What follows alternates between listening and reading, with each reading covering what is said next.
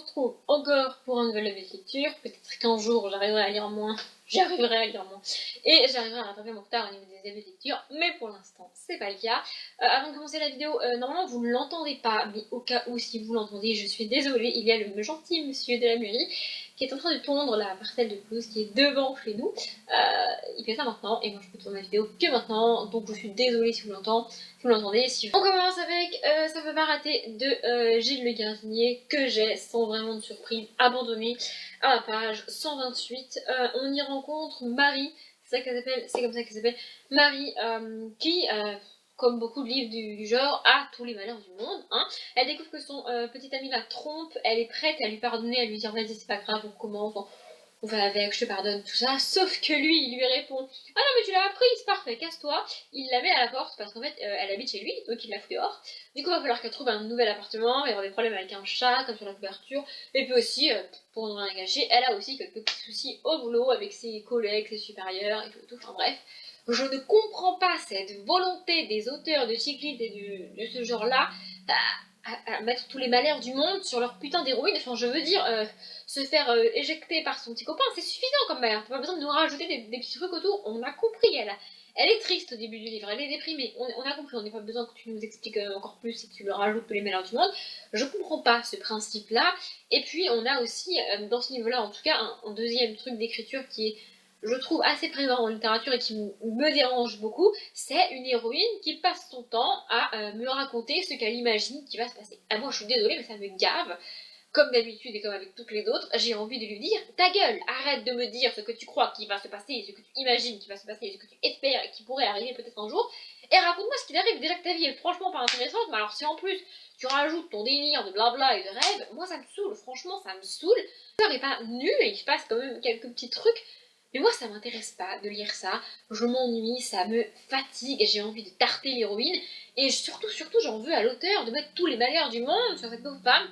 Enfin, voilà, c'est un principe d'écriture, je pense que c'est un code de la cycliste, mais j'aime pas du tout en fait, je ne comprends pas ce principe-là, pourquoi faire ça?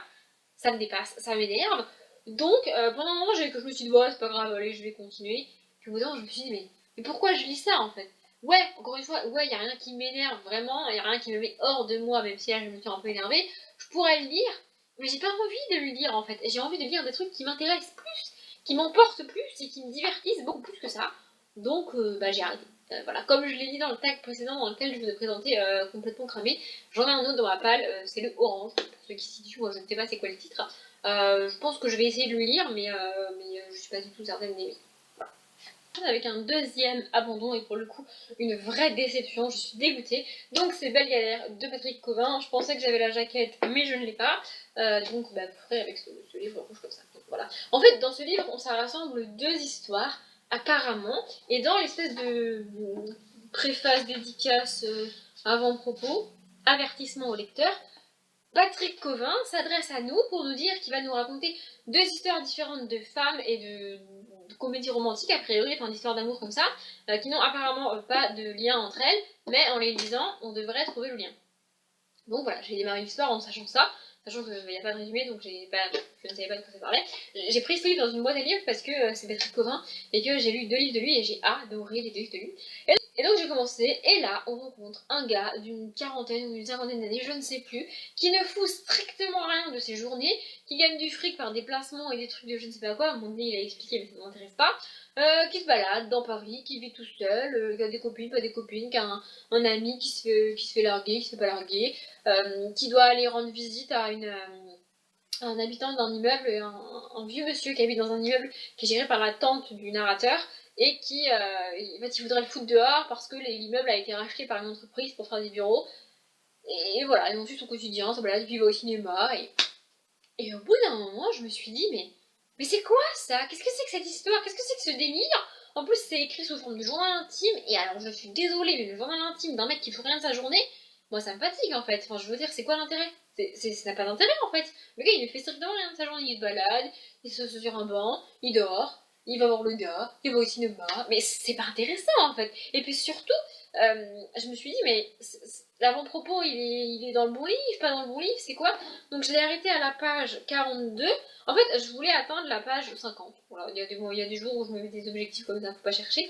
Sauf que je me suis rendu compte que, comme il y a 2 histoires dans le livre, j'ai lu quasiment le tiers de l'histoire en fait, et ben il se passe rien en fait. Je ne sais pas où on va, je peux pas continuer indéfiniment à suivre le gars dans sa vie et dans son quotidien alors qu'il ne fait rien, et qu'il m'emmerde en fait, clairement il m'emmerde, donc j'ai arrêté. Voilà, j'aurais pu peut-être essayer de lire la deuxième histoire, mais franchement je suis tellement déçue et tellement dégoûtée que j'ai pas eu envie.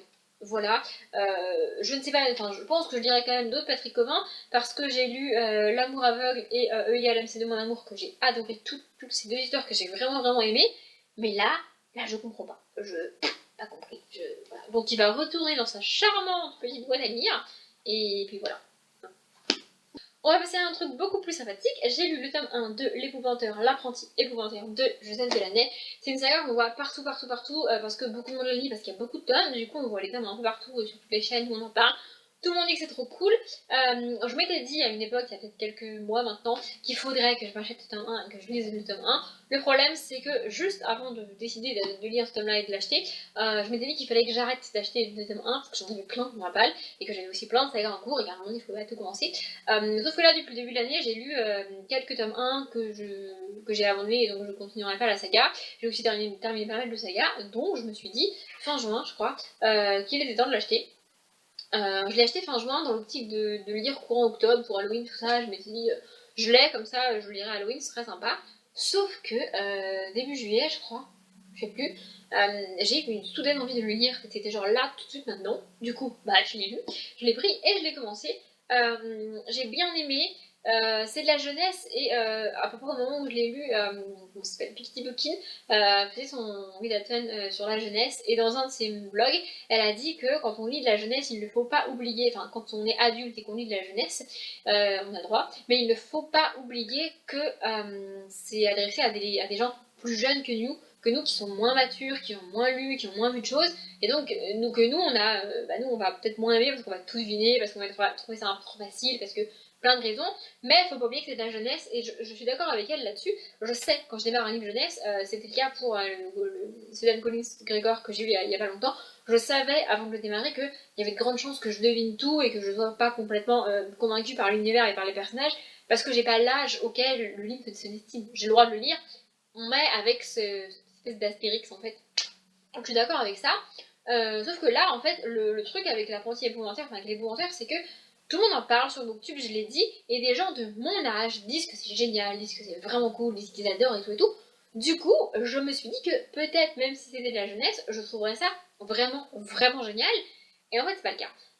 Enfin, si c'est le cas, j'ai bien aimé et je lirai la suite parce que la deuxième moitié du livre est vraiment cool et la fin donne envie clairement de connaître la suite et je continuerai la saga, c'est sûr. Mais la première moitié du livre, franchement, ça m'a saoulée. En fait, on rencontre Thomas, je crois qu'il s'appelle, qui a 13 ans, je dirais, si je dis pas de conneries, qui est le 7e fils d'un 7e fils. D'ailleurs, il y a un film qui a été adapté de ce tome-là. Je l'ai pas vu, je compte pas le regarder, mais bref. Et donc un jour, un épouvanteur vient le chercher, en fait, parce qu'il doit faire son apprentissage et devenir l'apprenti épouvanteur auprès de l'épouvanteur, pour ensuite lui-même devenir épouvanteur. Et donc il va partir avec lui, et pendant toute la première moitié du livre, on a les doutes de Thomas, qui est là en mode « Ouais, mais je suis tout seul. Ouais, mais maman, elle me manque. Ouais, mais je m'ennuie. Ouais, mais je suis loin de tout. Ouais, mais blablabla. Je sais pas si je peux devenir épouvanteur. » Et moi, en fait, ça m'a saoulée parce que je sais qu'il va y avoir au moins un tome 2, et je sais aujourd'hui qu'il y a 12 tomes derrière celui-là. Et donc je sais qu'il va devenir épouvanteur. Et donc le voir douter et me faire genre ouais mais non, j'ai pas envie, ça m'a saoulé. Franchement ça m'a saoulé, j'avais envie de me tarter. J'étais là mais c'est bon, arrête ton délire là, tu vas devenir apprenti, tu vas devenir épouvanteur, mais tout la paix quoi. Enfin voilà, ça m'a vraiment saoulé. Mais ensuite l'univers est pas mal présent, on a des sorcières, des gnomes, des pouvoirs et tout. C'est vachement cool, c'est quand même assez sombre. D'après ce que tout le monde dit, plus on avance et plus c'est sombre. Moi j'ai pas peur d'avoir peur parce que j'ai rarement peur quand je lis. Autant je pleure facilement, autant j'ai pas peur facilement. Donc je pense pas que j'aurais peur avec cette saga là, mais c'est vraiment cool. C'est sûr, je continue à la saga. J'espère pouvoir retrouver tous les hommes d'occasion, ce serait vraiment cool. Voilà, j'ai bien aimé ce tome là, je suis un petit peu déçue. C'est dommage d'avoir une moitié de livre qui pour moi sert pas à grand chose, mais l'univers est vraiment cool et j'ai bien aimé. Et du coup, comme c'est un premier tome, j'ai écouté Old Friends de Ben Rector en lisant ce tome-là, et j'écouterai la musique en lisant le tome. Mesdames et messieurs, l'heure est grave. On va passer au dernier livre de la vidéo. Je tiens à faire une précision avant de le montrer parce que je sais qu'une fois que je l'aurai montré et que je vais commencer à développer mon avis, ça risque de blesser les gens, les gens risquent de s'énerver après moi parce que j'ai pas aimé, parce que je vais le critiquer. Sachez déjà de 1 que j'ai terminé ce livre-là, que oui, je ne l'ai pas aimé, et que non, je ne vais pas y aller de main morte, je ne vais pas mâcher mes mots, et je vais le critiquer, parce que j'ai plein de trucs à dire sur ce livre, il y a plein de trucs que j'aime pas dans ce livre. C'est une autrice qui fait l'unanimité sur YouTube, tout le monde l'adore, à chaque fois qu'il y a un livre d'elle qui sort, tout le monde l'achète, tout le monde le lit, tout le monde dit que c'est génial. Moi je ne lirai plus le livre d'elle parce que je ne peux plus, je n'y arrive pas, c'est pas possible. Voilà, maintenant que ça c'est dit, je vais dire tout ce que j'ai à dire sur ce livre. Sachez que c'est pas personnel pour vous, je ne vous attaque pas, vous qui peut-être avez aimé ce livre ou tous les autres livres de l'autrice, mais moi ça ne me le fait pas. Je comprends qu'on puisse aimer ce genre d'histoire, et je comprends que vous puissiez aimer ça, je vous demanderai de comprendre que je n'aime pas. Merci. Donc j'ai lu Ugly Love de Colleen Hoover. C'est un livre que j'ai depuis très longtemps, que j'avais essayé de lire en août 2016, j'ai vérifié les dates sur BookNote, parce que j'avais lu une trentaine de pages et franchement j'avais pas été convaincue. Donc je l'avais reposé, mais je l'avais gardé en me disant un jour plus tard je le relirai. Et puis là j'ai eu envie de le lire. Donc je l'ai recommencé depuis le début et je l'ai terminé. En que pages là, c'est la fin du livre, hein. Après on va faire les pubs du roman et tout, donc voilà. Bref, je l'ai vraiment lu jusqu'au bout. Donc c'est une romance, on va rencontrer Tate et Miles qui ont 23 et 24 ou 25 ans, je ne sais plus. Donc Tate est la fille. Et donc voilà, ils vont se rencontrer et il va y avoir une histoire entre eux. L'espèce de machin là qui dit ne pas parler du passé, ne rien espérer du futur, résume assez bien l'histoire. Donc voilà, on va suivre principalement leur histoire à eux quand ils ont 23 et 25 ans. Mais on a aussi en parallèle, c'est-à-dire qu'on a une narration alternée entre Tate et Miles, mais entre Tate qui a 23 ans et qui nous parle de ce qui lui arrive avec le Miles de 25 ans, et le Miles de 17-18 ans qui nous raconte ce qui lui est arrivé quand il était au lycée, donc avec une autre fille que Tate. Et là, en fait, il y a tellement de trucs qui m'ont saoulé dans ce livre que je ne sais même pas par quoi commencer. La première chose que je comprends pas, enfin que je supporte pas dans ce livre, c'est que je trouve ça niais. Il y a des scènes que je trouve mais d'une longueur et d'une niaiserie, mais vous imaginez même pas à quel point. En fait, ce qui me dérange, c'est que ça se voit que c'est écrit, ça se voit que c'est scénarisé, et que dans la vraie vie, ça se passe pas comme ça. Alors oui, dans les romances, on a toujours une ou deux scènes où tu te dis, c'est pas très réaliste, dans la vraie vie, ça se passe pas comme ça. Mais là, tous les dialogues et quasiment toutes les scènes du livre sont niaises et irréalistes pour moi. C'est écrit, c'est scénarisé, c'est tellement romancé que c'est pas réaliste pour moi, et voilà, et je trouve ça vraiment niais. Niais étant le mot du livre, hein. Je vais le répéter plein de fois parce que je ne sais pas comment dire autrement que niais, voilà. Le deuxième truc que franchement que j'ai trouvé mais d'un kitsch, vous imaginez même pas à quel point, c'est que quand Miles a 17 ans, il croise une fille pour la première fois de sa vie, il la trouve jolie ou belle, ce que vous voulez, et dans sa tête il se dit, je vais l'aimer, elle va m'aimer, elle portera mes enfants. Alors, j'ai peut-être pas rencontré les bonnes personnes quand moi j'avais 17 ans, mais de 1, aucun garçon de 17 ans ne m'aurait dit ça et n'aurait pensé ça dans sa tête. En tout cas, pas la première fois qu'il voit une fille, pas possible, hein, je comprends pas ça. De 2, si jamais par miracle, un garçon de 17 ans m'avait dit ça, je me serais barré en courant et j'aurais pas eu la réaction de la fille, hein, on est d'accord. Et surtout, je dis pas qu'à 17 ans, il peut pas tomber amoureux, je dis qu'il ne pense pas ça la première fois qu'il rencontre une fille qui se trouve jolie, vous voyez ce que je veux dire? Enfin, je pense pas qu'un garçon de 17 ans pense comme ça, j'ai pas trouvé ça du tout crédible en fait. Et puis alors, leur histoire, on n'en parle même pas, c'est d'une niaiserie et d'un mielleux, mais mon dieu. Et du coup aussi, j'ai eu un autre problème avec ça, c'est que, vu qu'on est dans la tête du Miles de 17 ans, que vous avez compris, je ne supporte pas et je ne comprends pas, on n'est pas dans la tête du Miles de 25 ans, ce qui donne une histoire à sens unique avec Tate, et ce qui rend Miles inaccessible. On peut pas s'attacher à lui, on ne comprend pas pourquoi il agit comme ça, on ne sait pas. Je pense que c'est voulu, mais moi, j'aurais préféré que le Miles de 25 ans me raconte ce qui lui est arrivé quand il avait 17 ans, et que je découvre un petit peu plus tôt ce qui lui est arrivé pour le comprendre et pour mieux m'attacher à lui en fait. Parce que là c'est pas le cas. En plus, je vais vous montrer, mais j'ai pas compris pourquoi c'était écrit comme ça. Je sais pas si vous voyez, donc là on est dans un chapitre, et c'est écrit là, Miles 6 ans plus tôt, et tout est centré, l'écriture est centrée. Je ne sais pas pourquoi c'est écrit comme ça. Il y a des jeux d'écriture et de texte, et je comprends pas pourquoi ça fait ça. Du coup, ça m'a dérangé pendant ma lecture. Déjà que j'étais pas dans un bon mood calme et tout, et j'étais plutôt énervée. C'était un peu chiant en fait. Pendant un moment, j'ai cru que les 40 dernières pages, j'allais vraiment aimer. J'allais aimer les 40 dernières pages du livre, ce qui n'aurait rien rattrapé, hein, parce qu'il en fait 326.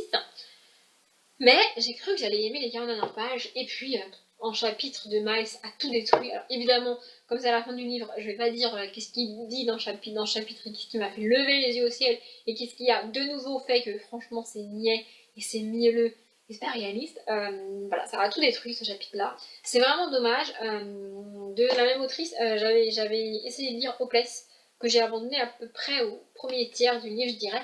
Parce que pareil, on a deux ados et leur conversation sont d'un mielleux et d'un niais que j'ai pas pu lire ce livre. Et de la même autrice, j'ai lu Maybe Someday et j'ai adoré Maybe Someday à l'époque où je l'ai lu. Et après ma lecture de Ugly Love, j'en viens à me demander est-ce que si je lisais Maybe Someday aujourd'hui, je l'aimerais autant que je l'ai aimé quand je l'ai lu à l'époque, ou je me trouverais les mêmes défauts que dans Ugly Love.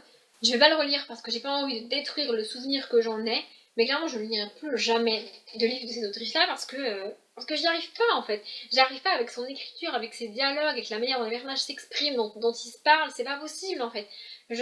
Pas possible, je n'y arrive pas, donc je vais arrêter là. Donc voilà. Pitié, me tapez pas. Bref, j'espère avoir été assez claire sur Ugly Love et sur les autres livres aussi. Encore une fois, ne le prenez pas personnellement si vous avez aimé ce livre en particulier. Ceci est mon avis, ceci n'engage que moi.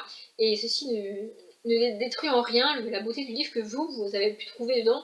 Enfin voilà, je veux pas vraiment détruire ce que vous avez pensé du livre. Et je veux surtout pas que vous m'insultiez et que vous énerviez dans les commentaires. Si vous voulez réagir et m'expliquer ce que vous avez lu dans ce livre, pourquoi vous l'avez aimé, par rapport au dialogue ou aux niaiseries que j'y ai trouvées, si vous voulez, allez-y, faites-le, mais soyez gentils avec moi, s'il vous plaît.